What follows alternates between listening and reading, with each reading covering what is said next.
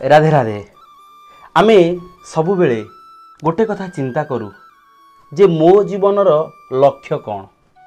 ए प्रश्न जड़े सन्यासी जीवन रे माने जड़े साधु जीवन रे भी अच्छी, जड़े सांसारिक जीवन रे मध्य अच्छी जे मो जीवनर लक्ष्य कौन। तेणु बेले बेले आम समाज भितर आमे मध्य लक्ष्य करिचे जदि जड़े सांसारिक जीवन भितर अच्छी स्त्री पिला छुआ भितर थाई मनीषटी बहुत परिश्रम करे, बड़ जंजाल भितर रही थाए, पुणी से चिंता करे जे मो जीवन लक्ष्य कौन, मुझे परिश्रम करुच्ची, मु कौन मुक्ति पाई परिबी, मु कौन जीवन रे किछि भगवान करि परिबी। एक कथा जेमिति जने सांसारिक मनीषटी भावे सेही भली भाबरे सन्यासी जनक मध्य सेही भली भाबंती, से मध्य सेही भली चिंतन मध्य करंती जे मो जीवन लक्ष्य कौन रहिछि। मु तो आसिली मु साधु वेश को धारण कली एवं मु भगवान को डाकुची, तथापि मो भितर कौन कम रहीगला। तो ता भितरे आमे आजिर समाज भितरे मध्य बहुत जगार लक्ष्य करिचे जे सांसारिक मनीषटी एवं साधु मनीषटी दुई जनक भितरे कौन हुए बेले बेले कंदल हो जाए। आउ से कंदल ही गोटे अहंकार रूप निये, आउ से अहंकार ही आम समस्त पुण्य को नष्ट कर दिए। एक कथा आमे भल भाव बुझीचे जानीचे, तापरे मध्य आम भितरे जो प्रश्न रही से प्रश्न को मो युवपीढ़ी मान पाखरे आमे समाधान करिबा। एवं आम सहित बाबाजी नरहरि दास अछंती, कारण ए सेवक सब बेले भाई सहित कहीं आलोचना करे मो बड़ भाई सहित, कहीं ना जीवन में केते गुडी कथा उपलब्धि कला परे से कथा को कहिबारे एवं सुनिबारे एवं जीवनचर्या परिवर्तन करिबारे किछि नियारा थाए। तबे नरी भाई प्रणाम निवेदन करुच्ची जे आमर बहुत श्रोता रहिचंती, बहुत युवपीढ़ी माने रहिचंती। या सत्य जे आमे गीता भागवत पुराण ए कथा आलोचना करुच्ची, किंतु जड़े साधुंकर जीवनर लक्ष्य, जड़े सांसारिक जीवनर लक्ष्य एवं से लक्ष्यटा कौन हवा दरकार। साधु सन्यासी किंबा सांसारिक सेमिति किछि ना। ये समाज भितर समस्ते संसार भितर आसी साधु होइछन्ते, से गोटे बड़ जिनस ना। सबुठु बड़ जिनस होउछि व्यवहार, मनीषपणिया टिके दरकार। अच्छा धर मु गोटे कथा कहूछि, जड़े धनी लोक से तार लेबर लोक को रखिला, भल मंद लोक को रखिला, काम करेला, से तो आवश्यक। आज्ञा जड़े लोक तार न रखिले पुणी सब एत बड़े काम भल मंद केमी कर। जमी 20 एकर जमी अच्छी तार तो पुणी लोक यार समस्ते कौन समस्ते गोटे संस्कार नहीं सब आज्ञा, किंतु गोटे जिनस सी जो काम करोछि से भावुची जे मु एते पैसा दौची किंतु से काम को ठकी दौनी तो सेमती अच्छा दुनिया रे। एणु ठकी दौनी तो ताकू काम कला बेले विरक्त हो विभिन्न प्रकार किए किए भी माने व्यवहार खराब कर भी काम कराउछन्ती, से सब कराउछन्ती। काम कर सारा पर जेतेले पैसा टिए मागुची जणे से व्यस्त हो पड़ुचे, किंतु गरीब लोकटी जाऊँगी ता पाखु जो पैसा पाई ना बाबू टिके व्यस्त अच्छा ता भीतर विवेक तैयारी करुच्ची ना ये व्यस्त अच्छा मु पर आसबि नहले कहीं कहीं हे जा पला पर आसबु जा काम करेला बेले करेदेला कि जा पला। तापर सेठू सी मन रे भावुची अरे कौन करिया हौ जाऊँगी, किंतु सी कामटी करुच्ची तार प्रतिपोषण कर पिला छुआ भल मंद खाइबा भल मंद करने से कटिची, किंतु तुम व्यवहार टे खराब कर। ये साधु हो बा सन्यासी हो बा संस्कार माने संसारी हो जहाँ हो ये व्यवहारटा दरकार। व्यवहार को एठी गुरुत्व दिया जाय, मनीषपणियार व्यवहार दरकार। जे ना मो पाखे से काम करुछि तार पिला माने चलिबे, मु जेंदी मो पिला मानक पई मो एते गुडे संस्था तयारी करि पारुछि ता पाखे तार ए व्यवहारटा रहिबा दरकार। आ गोटे गरीब लोकटी जी भी काम करुछि ता भीतर व्यवहार रहिबा दरकार जे से गोटे बुद्धि खर्च करि नि जिंसटा करिजे बोली आज हम 5 जण परिवार चलै पारुछु, हम ठीक भाबरे काम करिया। एठी ए जिनस रहिला साधु सन्यासी हो जहाँ हो भी मेन है तार व्यवहार आचार विचार व्यवहार न रहिले मनीषपणिया न रहिले ତୁମେ ସାଧୁ ହୁଅ ବା ସଂସାରୀ ହୁଅ କିଛି ନାହିଁ, କିନ୍ତୁ ସଂସାରୀ ହେଇକିନି ଯଦି ବ୍ୟବହାର ମାନବିକତା ରହିଲା, ମଣିଷ ପଣିଆ ରହିଲା, ସାଧୁ ଠାରୁ ବହୁତ ବଡ଼। ଆଉ ସାଧୁ ସନ୍ନ୍ୟାସୀ ବୈରାଗ୍ୟ ସିଏ ଗୋଟେ ଜିନିଷ, ଏଭଳି ଗୋଟେ ଜିନିଷ ତାକୁ ଜଣେ ସେ ଜାଗାରେ ପହଞ୍ଚିବା ବହୁତ କଷ୍ଟକର କଥା। କାହିଁକି ଆମେ ଧର ଷଡ଼ ଗୋସ୍ୱାମୀଙ୍କର, ରଘୁନାଥ ଦାସ ଗୋସ୍ୱାମୀଙ୍କର ଗୋଟେ କଥା ଆମେ ତାଙ୍କର ପଢ଼ିଲୁ। ତତ୍କାଳୀନ ସମୟରେ ତାଙ୍କର ଯାହା ତାଙ୍କର ଲେଖା ହେଇଛି ଯେ ତତ୍କାଳୀନ ସମୟରେ 20 ଲକ୍ଷ ସ୍ୱର୍ଣ୍ଣ ମୁଦ୍ରା ଆୟ ଥାଏ ବାର୍ଷିକ ତାଙ୍କର। ଦୁଇ ବାପାଙ୍କର ଗୋଟିଏ ପୁତ୍ର ସିଏ। ସେ ମହାପ୍ରଭୁ ଗୌରାଙ୍ଗଙ୍କୁ ଦେଖିଲେ, ଏଇଟା ପୂର୍ବ ଅର୍ଜିତ ଗୋଟେ ଜିନିଷ, ପୂର୍ବ ଅର୍ଜିତ ଯେଉଁ ସେଇ ଫଳରେ ସେ ମହାପ୍ରଭୁ ଗୌରାଙ୍ଗଙ୍କୁ ଦେଖିଲା ପରେ ସେ ଇଚ୍ଛା କଲେ ଯେ ମୋର ବୈରାଗ୍ୟ ତାଙ୍କ ଭିତରେ ସୃଷ୍ଟି ହେଲା, ମୁଁ ଭଜନ କରିବି। କ'ଣ ଭଜନ କରିବି? ମୁଁ ଈଶ୍ୱରଙ୍କୁ ପାଇବା ଉଦ୍ଦେଶ୍ୟରେ ମୁଁ ଭଜନ କରିବି। ବା ଈଶ୍ୱରଙ୍କୁ ପାଇବା ଉଦ୍ଦେଶ୍ୟରେ କେମିତି ନା ବିଶ୍ୱର ମଙ୍ଗଳ ପାଇଁ ପ୍ରାର୍ଥନା କଲେ ଈଶ୍ୱର ମୋତେ ଖୁସି ହେବେ ବୋଲି ସେଇ କଥାଟି ସେ ବୁଝିଛନ୍ତି। ସେ ଯେତେବେଳେ ଆସିଲେ ଗୌରାଙ୍ଗଙ୍କ ସାଙ୍ଗରେ ଆସିପାରିଲେନି, ମହାପ୍ରଭୁଙ୍କ ସାଙ୍ଗେ ସେ ଆସିପାରିଲେନି। ନିତ୍ୟାନନ୍ଦ ମହାପ୍ରଭୁ ଯେତେବେଳେ ଆସିଲେ ତାଙ୍କ ସାଙ୍ଗରେ ପଳେଇ ଆସିଲେ ନୀଳାଞ୍ଚଳ, ପୁରୀ ନୀଳାଞ୍ଚଳକୁ ଆସିଗଲେ।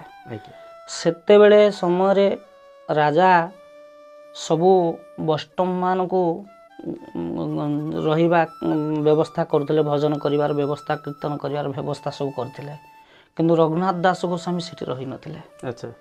ତାଙ୍କୁ ମହାପ୍ରଭୁ କହିଲେ ତୁମେ ଭଜନ କର। ସେ ଗୋଟେ ଭଜନ କୁଟିଆ କରିକି ରହିଛନ୍ତି। ଯେତେବେଳେ ଭଜନ କୁଟିଆ କରିକି ସେ ରହିଛନ୍ତି, ମହାପ୍ରଭୁ ସବୁଦିନ ସେଇ ବାଟ ଯାଆନ୍ତି, ଦର୍ଶନ ଦିଅନ୍ତି, ସବୁବେଳେ ଦର୍ଶନ କରନ୍ତି। ମହାପ୍ରଭୁଙ୍କର ଇଏ କହିଛନ୍ତି ଯେ ମୁଁ ମହାପ୍ରଭୁଙ୍କ ଦର୍ଶନ ସବୁବେଳେ କରିବି, ଜଗନ୍ନାଥଙ୍କୁ ଦର୍ଶନ କରିବି, ମହାପ୍ରଭୁ ଗୌରାଙ୍ଗଙ୍କୁ ଦର୍ଶନ ସବୁବେଳେ କରିବେ। ଦିନେ ଛତ୍ର ଦିଆଯାଉଛି, ରଘୁନାଥ ଦାସ ସେ ଛତ୍ର ଖାଇବାକୁ ଯାଇଛନ୍ତି।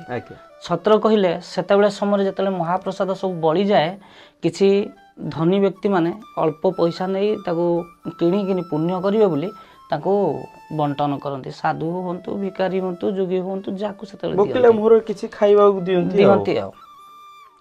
ସେଇ ସମୟରେ ଇଏ ଛତ୍ର ଖାଉଛନ୍ତି। ମହାପ୍ରଭୁ ଦେଖିଲେ ଛତ୍ରରେ ବସିଛନ୍ତି, ଆଉ କିଛି ନ କହି ତାଙ୍କୁ ଖାଲି ତାଙ୍କ ଚାହାଣୀ କରିଦେଲେ, ପଳେଇଲେ। ସେଇଥିରେ ସେ ବୁଝିପାରିଲେ, କାହିଁକିନା ପ୍ରତିଟି ମଣିଷ ଭଲ ପାଇବା ପ୍ରେମ ଭିତରେ ସେ ସବୁ କଥା ବୁଝିପାରନ୍ତି। ତେଣୁ ସେ ବୁଝିପାରିଲେ ଯେ ପ୍ରଭୁ ମୋତେ କାହିଁକି ରାଗିଲେ, ହୁଏତ ମୁଁ ଏଇ ଛତ୍ର ଖାଉଛି ବୋଲି ରାଗିନାହାନ୍ତି ତ। ଏହା କହିଲେ ଦଶମୀ, ତା ପରଦିନ ଦଶମୀ ପଡ଼ିଲା, ଏକାଦଶୀ, ଦ୍ୱାଦଶୀ, ଏକାଦଶୀ, ଦ୍ୱାଦଶୀ, ଦଶମୀ। ଦଶମୀରେ ନିୟମ ସେବା କଲେ, ଏକାଦଶୀ ବ୍ରତ କଲେ, ଦ୍ୱାଦଶୀ ପାରାୟଣ କଲେ, ତ୍ରୟୋଦଶୀରେ ପ୍ରସାଦ କରିବେ। 3 ଦିନ ଆଉ ପ୍ରସାଦ କଲେନି, ଭଜନ କଲେ, ଭଗବାନଙ୍କୁ ନେଇ ପ୍ରସନ୍ନ କଲେ। କାହିଁ ସେ କହିଛନ୍ତି ମୁଁ ଭଜନ କରିବି, ସାଧୁ ହେବି। ବୈରାଗ୍ୟ ତାଙ୍କ ଭିତରେ ସୃଷ୍ଟି ହେଇଛି। କ'ଣ କରିବେ? ଭୋକ ଲାଗିଲା, ଯେଉଁ ଗାଈ କୁଣ୍ଡରେ ଯେଉଁ ଅନ୍ନ ସବୁ ଢାଳି ଦିଅନ୍ତି, ରାତି ଅଧରେ ଯାଇକିନି ସେ ଅନ୍ନଟିକି ତାକୁ ଯାଇକିନି ଆଣିଲେ। ସେ ଅନ୍ନଟିକି ଯେତେବେଳେ ଆଣିଛନ୍ତି, ତାକୁ ଧୋଇ ଶୁଖେଇକିନି ଖାଇବେ, କାହିଁକିନା ତ୍ରୟୋଦଶୀ ଦିନ ଭଜନ ସାରିଲା ପରେ ସେ ଖାଇବେ। ଭଜନ ସାରିଛନ୍ତି ତ ମହାପ୍ରଭୁ ଆସିକିନି ସେ ଜାଗାରେ ପହଞ୍ଚି ପାରିଲେ। ଦେଖ ସେଠି ମହାପ୍ରଭୁ ଭକ୍ତ ଭଗବାନଙ୍କର କେମିତି ମିଳନ। ସାଙ୍ଗେ ସାଙ୍ଗେ ପହଞ୍ଚିଗଲେ। ମହାପ୍ରଭୁ କହିଲେ ରଘୁନାଥ ଦାସ, ତୁମେ ଯାହା ଖାଉଛ ମୋତେ ଦିଅ। ତୁମେ ମୋତେ ନ ଦେଇ ତୁମେ କେମିତି ଖାଉଛ? ଆଉ ମୋତେ ନ ଦେଇକି ତୁମେ ଖାଇପାରିବନି। ସିଏ କହିଲେ ପ୍ରଭୁ ୟାକୁ ଖାଇବେନି ଆପଣ। କହିନାହାନ୍ତି ଯେ ଗାଈ ହାଣ୍ଡିରୁ ଆଣିଛି ବୋଲି, ସେ କିନ୍ତୁ ଲୁଚେଇ ଦେଲେ ପ୍ରସାଦକୁ। ମହାପ୍ରଭୁ କହିଲେ ମୁଁ ତାକୁ ହିଁ ପାଇବି। ତାକୁ ଟିକେ ପାଇଦେଲେ, କହିଲେ ପ୍ରଭୁ ମୁଁ ଆଉ ଛତ୍ର ଖାଉନି। ନା ଠିକ୍ କରିଛ, ଯିଏ ଛତ୍ର ଖାଇବ ସେ ବେଶ୍ୟା ସହିତ ସମାନ, କାରଣ ତୁମେ ଭଗବାନ ଜଗନ୍ନାଥଙ୍କୁ ଭଜନ କରୁଛ, ସିଏ ତୁମ ଖାଇବା ବ୍ୟବସ୍ଥା କରିବେ। ନଦେଲେ ନାହିଁ, ବ୍ୟବସ୍ଥା ନଦେଲେ ନାହିଁ, ତୁମେ କାହିଁକି ଛତ୍ର ଖାଇବାକୁ ଯାଉଛ, ଅନ୍ୟମାନଙ୍କ ଇଏରେ ରହୁଛ? କହିଲେ ଠିକ୍ ଅଛି। ଇଏ ଏକ ବୈରାଗ୍ୟର କଥା, କେତେ ଭାବପୂର୍ଣ୍ଣର କଥା। କାହିଁକିନା ଏଭଳି ବୈରାଗ୍ୟ ଜଣେ ସାଧୁଙ୍କ ପାଖରେ ହେବା ବହୁତ କଷ୍ଟ। କିନ୍ତୁ ଏବେ ଏ କଥା କହିଲେ ହୁଏତ କିଛି କିଛି ଲୋକ ବିଶ୍ୱାସ ନ କରିପାରନ୍ତି। ଯେଉଁମାନେ ଶାସ୍ତ୍ର ଅଧ୍ୟୟନ କରନ୍ତି ସେମାନେ ନିଶ୍ଚିନ୍ତ ବିଶ୍ୱାସ କରିବେ। ନିହାତି ଏହା ତ ସତ୍ୟ ଘଟଣା ଏବଂ ଏହା ନିଶ୍ଚିତ ଭାବରେ ସତ୍ୟ। କାହିଁକି ନା ଆମେ ଯଦି ପାଠ ପଢ଼ିନଥିବା ଯଦି ପାଠ ନ ପଢ଼ିଥିବା ମଣିଷ ଆଗରେ ଯଦି କିଛି ବହି ଥୁଆଯିବ ତାହେଲେ ସିଏ କହିବ ଯେ ଏଇଟା କ'ଣ ଲେଖା ହେଇଛି ବୁଝିପାରିବ ନାହିଁ।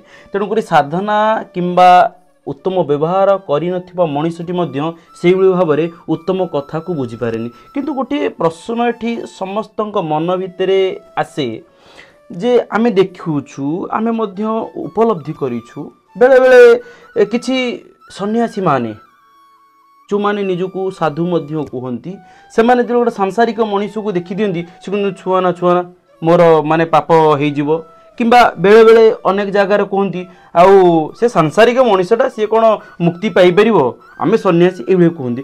ଆଉ ଅପର ପକ୍ଷରେ ଆମେ ଦେଖିଛୁ ଯେଉଁମାନେ ସାଂସାରିକ ବହୁତ ଧନ ଉପାର୍ଜନ କରୁଛନ୍ତି, ଧନ ଅଛି ବୋଲି ସେମାନେ ସାଧୁ ସନ୍ଥଙ୍କ ମାନଙ୍କୁ ମଧ୍ୟ ସମ୍ମାନ ଦିଅନ୍ତି ନାହିଁ। ସେ ଗୋଟେ ଅହଙ୍କାରର କଥା। ତେବେ ଏଇ ଯେଉଁ ଦୁଇ ପକ୍ଷର କଥା, ଗୋଟେ ପଟେ ସାଧୁ ବେଶଧାରୀ ଜଣେ ମନୁଷ୍ୟ ଏଭଳି କଥା କହୁଛି, ଜଣେ ସଂସାର ଥିବାର ଜଣେ ମନୁଷ୍ୟ ସେ ମଧ୍ୟ ଏଇଭଳି ଆଚରଣ କରୁଛି। ତେବେ ଏ ଆଚରଣକୁ ସେ କାଟିବା ପାଇଁ ତାର ମାଧ୍ୟମଟା କ'ଣ ହେବା ଦରକାର? ଏଇସବୁ ଜିନିଷ ବ୍ରଜରେ ଯେତେବେଳେ ମହାପ୍ରଭୁ ବ୍ରଜକୁ ଯାଇଥିଲେ, ଆଜ୍ଞା, ସେତେବେଳେ ଏସବୁ ଜିନିଷକୁ କାଟିଥିଲେ। ଆଜ୍ଞା, ଦାକ୍ଷିଣାଞ୍ଚଳରୁ ଯେତେବେଳେ ଫେରିଲା ପରେ ଯେତେବେଳେ ବୃନ୍ଦାବନରେ ବାସ କଲେ, ଆଜ୍ଞା, ସେତେବେଳେ ବ୍ରଜବାସୀମାନେ ଆଜ୍ଞା, ସାଧୁ କ'ଣ ବୁଝିଥିଲେ, ଆଜ୍ଞା, ସାଧୁମାନେ ବ୍ରଜବାସୀ କ'ଣ ବୁଝିଥିଲେ, ଆଜ୍ଞା, ସଂସାରୀ ସେଠି ସଂସାରୀ ଆଉ ସାଧୁ ସେମିତି କିଛି ନାହିଁ, ତାଙ୍କୁ ସେ ଭଲ ଭାବେ ବୁଝିଥିଲେ। ଆଜ୍ଞା, କ'ଣ ନା ସେମାନେ ସନ୍ନ୍ୟାସୀ ଯିଏ ବାସ୍ତବରେ ଯିଏ ସନ୍ନ୍ୟାସୀ ଥିଲେ, ଯାହା ଭିତରେ ଅହଙ୍କାର ନଥିଲା, ଆଜ୍ଞା, ତାକୁ ସିଏ ସବୁବେଳେ ଚିନ୍ତା କରୁଥିଲେ ଯେ ବ୍ରଜବାସୀ ହେଉଛନ୍ତି ମୋର ପ୍ରିୟ, ଆଜ୍ଞା, ମୋ ପ୍ରଭୁ ଜଗନ୍ନାଥ, ମୋ ପ୍ରଭୁ କୃଷ୍ଣ, ଆଉ ସିଏ ଏଇ ରାଧା ବେଶରେ ଏଇ ବ୍ରଜବାସୀକି ସବୁ ତିଆରି କରିଛନ୍ତି। ଏ କଥା ସନ୍ନ୍ୟାସୀମାନେ ଭାବୁଥିଲେ। କେଉଁମାନେ ଯେଉଁମାନଙ୍କ ଭିତରେ ଅହଙ୍କାର ନଥିଲା, ସାଧନ ଭଜନ କରିବାକୁ ଯାଇଥିଲେ, ଭଗବାନଙ୍କୁ ପାଇବା ଉଦ୍ଦେଶ୍ୟରେ, ଭଗବାନଙ୍କୁ ଦର୍ଶନ କରିବା ଉଦ୍ଦେଶ୍ୟରେ ବା ବିଶ୍ୱର ମଙ୍ଗଳ ପାଇଁ ଯେଉଁମାନେ ପ୍ରାର୍ଥନା କରୁଥିଲେ, ସେ ସବୁବେଳେ ଏଇ ଭାବନାରେ ଥିଲେ। ବ୍ରଜବାସୀମାନଙ୍କର ଗୋଟେ ଲକ୍ଷ୍ୟ ଥିଲା, ଆମର ଭାଗବତରେ ଅଛି ଯେ ଭଗବାନ କୃଷ୍ଣ ଯେତେବେଳେ ଚାଲିଗଲେ ସେତେବେଳେ ବ୍ରଜନାରୀମାନେ କାନ୍ଦିଲେ, କହିଲେ ପ୍ରଭୁ ଆମେ କ'ଣ ଆଉ ଆପଣଙ୍କୁ ଦେଖିପାରିବୁନି? କହିଲେ ନିଶ୍ଚିନ୍ତ ଦେଖିବ। କେମିତି ଦେଖିବ? ଆପଣ ତ ପଳେଇ ଯାଉଛନ୍ତି, ମୁଁ କେମିତି ଦେଖିବି? ନା, ତୁମେ ଦେଖିବ ଯେଉଁମାନେ ବା ସାଧୁ ବେଶଧାରୀ ସାଧୁମାନେ ଆସିବେ, ରାଧା ରାଧା କହି ତୁମ ଦ୍ୱାରରେ ଭିକ୍ଷା କରିବେ, ସିଏ ହେଉଛି ମୁଁ ବୋଲି ତୁମେ ଭାବିବ। ଏଇ କଥାଟାକୁ ବ୍ରଜବାସୀମାନେ ଅତି ସରଳ ଥିଲେ, ଅତି ସରଳ ଥିଲେ ଯେ ସାଧୁ ଦେଖିଲେ ତାଙ୍କ ଭିତରେ ଗୋଟେ ପ୍ରେମ ତିଆରି ହେଉଥିଲା। ଏବେ ବି ସେଇ ଭାବଧାରା ଅଛି, ଏବେ ବି ସେମାନେ ମାଗିଲେ ଭଲ ସୁନ୍ଦର ଭାବରେ ଖାଦ୍ୟ ମାନେ ମାଧୁକୁଡ଼ି ଦିଅନ୍ତି, ଏକଥା ମଧ୍ୟ ଦିଅନ୍ତି, ଏବେ ବି ଅଛି। କିନ୍ତୁ ଏଇଠି ଆମେ ଗୋଟେ କଥା ବୁଝିବାର ଅଛି, ତେବେ ଏଇ ଯେଉଁ ଦୁଇ ଜଣ ଆସିଲେ, ସାଂସାରିକ ହୁଅନ୍ତୁ ସନ୍ନ୍ୟାସୀ ହୁଅନ୍ତୁ, ଭାବନାଟା କ'ଣ ଟିକେ କହିବେ? ଏଇଠି କହୁଛି। ଆଜ୍ଞା, ଏଇ ଜିନିଷ ସବୁ ଠିକ ହେଲା। ଆଜ୍ଞା, କାଳକ୍ରମେ କିଛି ସାଧୁ ବେଶଧାରୀ ଆଜ୍ଞା ତାକୁ ଖଣ୍ଡନ କରିଦେଲେ। କ'ଣ? ବ୍ରଜବାସୀମାନଙ୍କର ସରଳତା ନେଇକିନି ସିଏ କ'ଣ କଲେ ନା, ଆମ କୃଷ୍ଣଙ୍କର ଏଇ ଜମି ତୁମେ କରିକି ଖାଉଛ, ଆମକୁ ଦିଅ, ଆମେ ସାଧୁ, ମାନେ ଜୋର ଜବରଦସ୍ତି କଲେ। ଆଚ୍ଛା, ତାକୁ ଠିକ ଭାବରେ ତୋଲେଇବା ପାଇଁ ମହାପ୍ରଭୁ ନିଜେ ସେଠି ଭିକ୍ଷା କଲେ। ଆଚ୍ଛା, ତାକୁ ମଧୁକରୀ ବୋଲି କୁହନ୍ତି। ଆଚ୍ଛା, ମଧୁକରୀ ମାନେ ମହୁମାଛି ମାନେ ଯେପରି ବାହାରୁ ସଂଗ୍ରହ କରି ତାର ଫୁଲରୁ ସଂଗ୍ରହ କରିକି ତାର ରଖନ୍ତି, ଯେଉଁ ମଧୁ ବାହାରେ ତାକୁ ସବୁ ମଣିଷମାନେ ତାକୁ ଉପକୃତ ହୁଅନ୍ତି। ଆଜ୍ଞା, ତାକୁ ସେଇଥିପାଇଁ ସାଧୁମାନଙ୍କୁ ସେ ବୁଝେଇବାକୁ ଗଲେ ଯେ ଇଏ ମଧୁ କରି, ତୁମେ ମଧୁ ସଂଗ୍ରହ କରି ତୁମର ପେଟକୁ ଖାଇବା ପାଇଁ ଟିକେ ସାଧନ ଭଜନ ପାଇଁ ଯେତିକି ତୁମ ଇଏ ପାଇଁ ସେତିକି ଆବଶ୍ୟକ, ତୁମେ ଗୋଟିଏ ଗୋଟିଏ କାହା ଉପରେ ପ୍ରେସର ଦେବନି। ମହୁମାଛି କେଉଁ ଫୁଲଟାକୁ ନଷ୍ଟ କରିଦେଲା ନାହିଁ, ତାର ସବୁ କାହାକୁ ପରିଷ୍କାର ଭାବରେ କାହାକୁ ତୁମେ ବାଧା ଦେବନି। ତାକୁ ଶିକ୍ଷା ଦେଲେ, କହିଲେ ଦେଖ ଯେ ତୁମେ ଗୋଟିଏ ଗୋଟିଏ ଘରୁ ଗୋଟିଏ ଗୋଟିଏ ରୁଟି ଆଣିକିନି ଖାଅ, କାହାକୁ ପ୍ରେସର ଜିନ୍ ନ ହେବ, କାହାକୁ ବାଧା ବାଧା ଯେମିତି ନ ହବ କା ମନର ଦୁଃଖ ନ ଆସିବ ଦୁଃଖ ନ ହବ ତୁମେ ଏଭଳି କଲେ ପ୍ରଥମେ କିଛି ସାଧୁ ମାନେ ଗ୍ରହଣ କଲେନି ପ୍ରଚୁର ଅହଙ୍କାର ଅଛି ଅହଙ୍କାର ଥିବା ପର୍ଯ୍ୟନ୍ତ ଆମର କୌଣସି ପ୍ରକାର ଆମ ଭିତରେ ଏ ଜିନିଷ ନମ୍ରତା ଆସିବ ନାହିଁ ଆଉ ଯେତେବେଳେ ଅହଙ୍କାର ଅଛି ମାନେ ତୁମେ ଅହଙ୍କାର ଥାଇ ଯୋଉ ଜବରଦସ୍ତି ଭିକ୍ଷା କରିବ ତାକୁ ବିଷୟା ବୋଲି କହିଲେ ମହାପ୍ରଭୁ କହିଲେ ବିଷୟାର ଅନ୍ନତିରେ ମଲିନ ହଇ ମନ ମଲିନ ହଇଲେ ମନ କୃଷ୍ଣ ପ୍ରେମ ହୁଏନି ଏଣୁ କୃଷ୍ଣ ପ୍ରେମ ଆସିବ କେମିତି କିଛି ଦିନ 3 ମାସ ରହିଲା ପରେ କିଛି କିଛି ସବୁ ସାଧୁମାନେ କହିଲେ ଆରେ ଇଏ ତ ସାଧାରଣ ସାଧୁ ନୁହନ୍ତି ଇଏ ତ ସାଧାରଣ ବ୍ୟକ୍ତି ନୁହନ୍ତି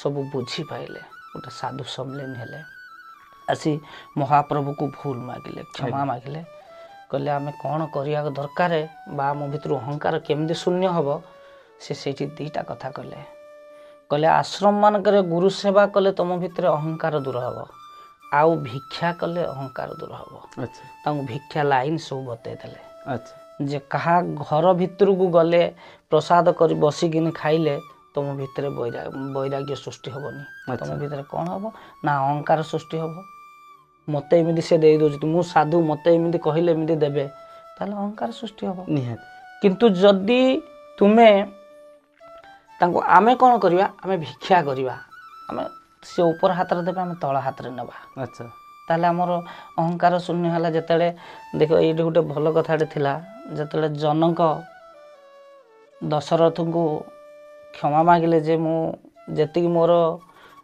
କର୍ତ୍ତବ୍ୟ ମୁଁ ସେତିକି ସଂସ୍କାର ଶିଖେଇଛି ଆଉ ଯାହା ଭୁଲ ଟୁଲ ଥିବ ମୋତେ କ୍ଷମା ଦେବେ ଦଶରଥ ବଢ଼ିଆ କଥାଟେ କହିଥିଲେ କହିଲେ ତଳ ହାତ ଲୋକ କେବେ କ୍ଷମା ଦିଏନି ଉପର ହାତ ଲୋକ କ୍ଷମା ଦେବେ ମୁଁ ତଳ ହାତ କରି ମାଗିଛି ତୁମେ ଉପର ହାତ କରି ଦେଇଛ ଏଣୁ ମୁଁ କୋଉଠି କ୍ଷମା ଦେବି ଏଠି ଗୋଟେ କଥା ଆମେ ଯଦି ଆସିବା ଏଠି ଆମେ ଜନକଙ୍କର କଥା ପକେଇଲେ ଆଲୋଚନା କଲେ କାରଣ ଜନକ ଥିଲେ ଜଣେ ସାଂସାରିକ ଥିଲେ ଏବଂ ସଂସାର ଭିତରେ ରହି ମଧ୍ୟ ସେ ଭଗବତ ଚିନ୍ତନ କରୁଥିଲେ ଏବଂ ଗୋଟିଏ ସାଧୁମୟ ଜୀବନଯାପନ କରୁଥିଲେ ତେବେ ଯେଉଁ ସାଂସାରିକ ମଣିଷଟି ସଂସାର ଭିତରେ ରହି ସେ ମନେ ମନେ ଚିନ୍ତା କରୁଛି ଯେ ମୁଁ ଭଗବାନଙ୍କୁ କ'ଣ ସତରେ ପାଇପାରିବି ମୁଁ ଗୃହ ଜଞ୍ଜାଳ ଭିତରେ ରହିଲି ତେଣୁକରି ଏଠି ଆମେ ଜାଣିଛେ କି ଜଣେ ସନ୍ନ୍ୟାସୀ ହୁଅନ୍ତୁ କିମ୍ବା ଜଣେ ସଂସାରୀ ହୁଅନ୍ତୁ ଦୁହେଁ ପରିପୂରକ କେହି କାହାଠାରୁ ଅଲଗା ନୁହନ୍ତି କେହି କାହାଠାରୁ ଅଲଗା ହେଇପାରିବେ ନାହିଁ ତେବେ ସେମାନେ କ'ଣ ତାଙ୍କ ଜୀବନରେ ଭଗବାନଙ୍କୁ ପ୍ରାପ୍ତ ହେଇପାରିବେ ଏବଂ ଏ ଯେଉଁ ଅହଙ୍କାର ରହିଛି ଯେ ମୋ ପାଖରେ ଏତେ ଧନ ଅଛି ମାନେ ମୁଁ ସେ ସାଧୁଙ୍କୁ ସମ୍ମାନ ଦେବିନି କି ଇଏ କରିବିନି ଏସବୁ ଭାବର ଆଗାମୀ ଦିନରେ ଯୁବପିଢ଼ିମାନଙ୍କ ଭିତରେ କେମିତି କଟିବ କ'ଣ କଲେ କିଭଳି ସଂସ୍କାର ଦେଲେ କଟିବ ସାଧୁ ତା ଭିତରେ ଭଗବତ ଚିନ୍ତନ ଯେମିତି ଆମେ ରଘୁନାଥ ଦାସଙ୍କ ଗୋସ୍ୱାମୀଙ୍କ କଥାଟା ମୁଁ ଅଧା କହିଛି କହିପାରୁନି ସିଏ କ'ଣ ହେଇଛି ତ ମହାପ୍ରଭୁ ପାଇଲେ କହିଲେ ଯେଉଁ ଦିନ ପ୍ରଭୁ ନ ଦେବେ ପ୍ରସାଦ ତାହେଲେ ତୁମେ ଭଜନ କର ସିଏ ତୁମେ ଯାହାକୁ ଚିନ୍ତା କରୁଛ ସିଏ ଦେବେ ଗୋଟେ ମାଆଟିଏ ଆସିଲେ ପ୍ରସାଦ ଗରମ ଗରମ ମହାପ୍ରସାଦ ଧରିକିନି ଆସିଲେ କହିଲେ ବାବା ଯେତେ ଦିନ ଆପଣ ଭଜନ କରିବେ ମୁଁ ଟିକେ ପ୍ରସାଦର ଦେବାର ସୁଯୋଗ ଯେମିତି ମୋତେ ହରେଇବେନି ସେ ସବୁଦିନ 16 ବର୍ଷ ପ୍ରସାଦ ପାଇଲେ କ'ଣ ଦେଖ ବୈରାଗ୍ୟ ଆଉ ଗୋଟେ ସାଧୁର ଲକ୍ଷଣ ହେଲା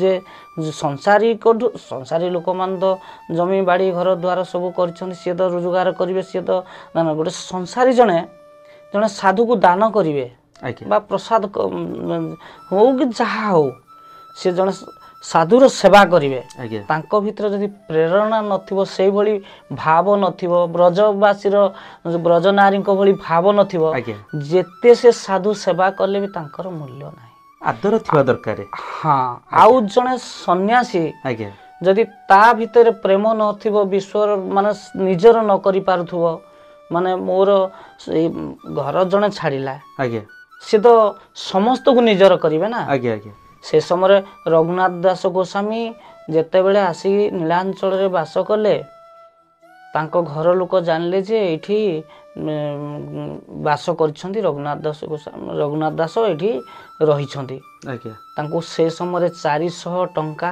4 ଜଣ ସେବକ ପଠେଇଥିଲେ ତା ପୂର୍ବରୁ महाप्रभु कही जे घर कथा मन करनी पूर्व आश्रम कथा मन पकईले तुम साधन भजन हेनी यहाँ हूँ गुरुंकर कथा।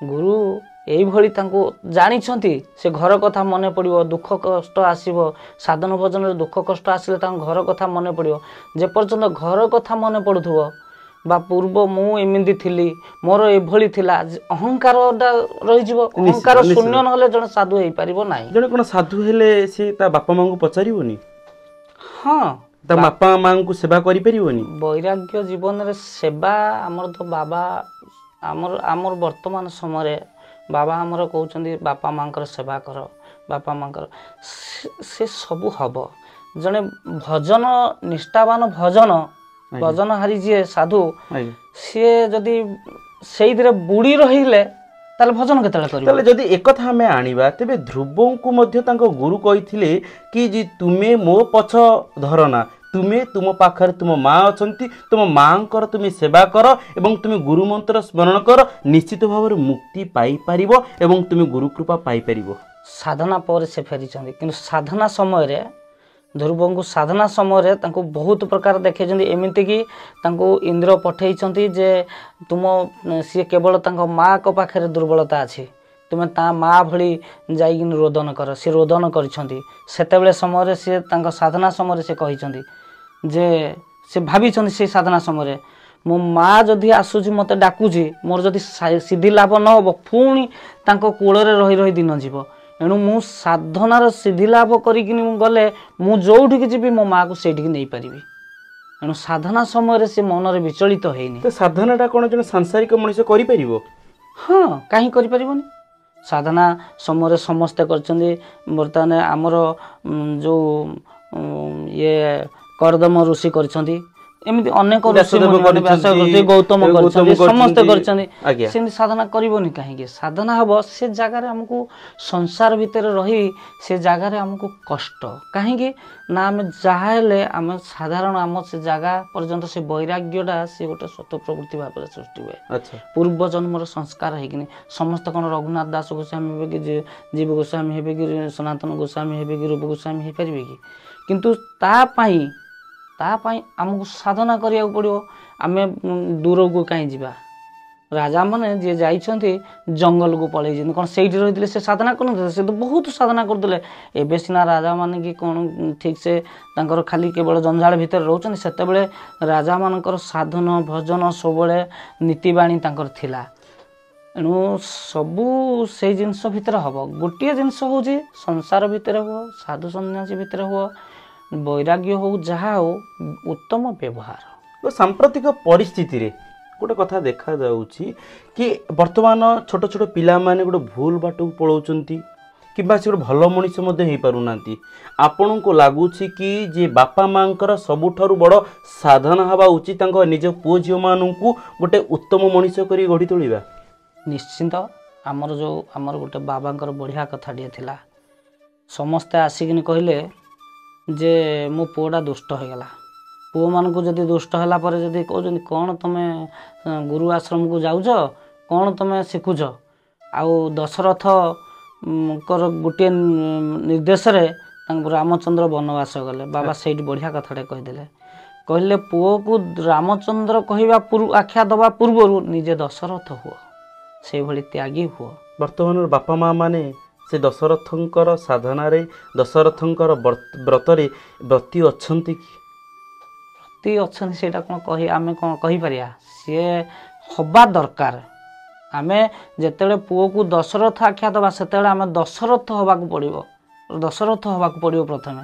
आ जब दशरथ न होई कि पुओ झियो मान को आमे रामचंद्र रो व्याख्या देला किन हो सेतेबेले दशरथ जेतेबेले निजर अइना रे निजर मुंडो कुंडौथिले देखिले मात्र गोटे मात्र चुटीटी पाचिची सेतेबेले से सांगे सांगे चिंतन कले कि मु राज सिंहासन छाड़ीबी एवं मो पुत्र को आनिकी बसैबी कारण से जानी पारिथिले जे मो पुत्र को से संस्कार देछि मो पुओ बसिले मो राज्य को चळै परिबो किमा लोक मानक आपणार करि परिबो आपन को लागुछि कि वर्तमान समय रे वर्तमान समाज रे निजर पुओ झियो मानक से भली संस्कार दउचंती कि केमिति आमे अन्य मानक आपणार करि परिबा निजर करि परिबा से कथा कराउछन्ति कि एवं करिबा पई कोन माध्यम दरकार कोभले संस्कार दबा दरकार कराउछन्ति समाज भितर कोन भल भल शिक्षा विधि नाहंती सबु अछि कराउछन्ति सब संसार भितर रही किनी भी बहुत ज्ञानी गुणी लोक बहुत शिक्षा दउछन्ति ता भितर ए परिवेश एभली हो जाइए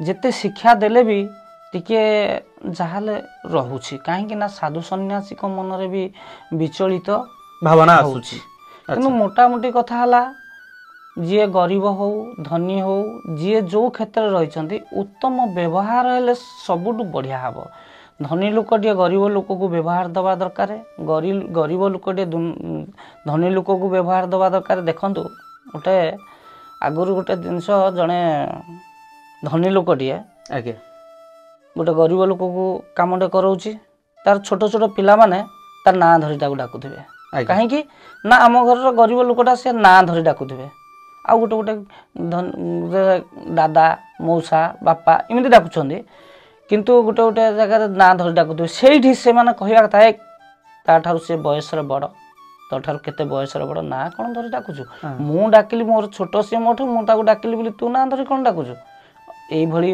व्यवहार टिके जाक तमे डाक तू ता आबे जाबे व्यवहार करनी गोटे बढ़िया कथाटे आगे नरेंद्र मोदी ऑस्ट्रेलिया जाइथिले फेरिला परे गोटे कथा कहिथिले तांको कथाटा हमर जे प्रधानमंत्री से कहिथिले पचारले ऑस्ट्रेलिया रे कोन केमिंदी लागिला ना ऑस्ट्रेलिया रे मु गोटे भलो जिंसटे देखिली गोटे रिक्शा वाला को भी जने रिक्शा रे बसिथिबा धनी लोकटिए ताको सम्मान देकिन से कहते आज्ञा माने तांकर रिक्शा वाला को भी तू ता आबे जाबे हाकु फाकु तांकर नाही किंतु तांको दे सम्मान दे से कहते अच्छा सेठी कोन हला सेठी ना परिवेशटा ठीक हला आज्ञा जने सुनिला जी से भलो कथारे सुनिला आज्ञा सेठी रिक्शा वाला बोली नाही से तो तार रोजगार करजे आमे तो पैसा दउजे आमे भी चाकरी करजे आमे भी पैसा आनजे सेठी तू ता सेठी गोटे परिवेश तयारी हो जाउजी गोटे बढ़िया सुंदर परिवेश तैयारी हो जाउजी जन को गरीब हो धनी हो तांको व्यवहारटा ठीक रहा आवश्यकता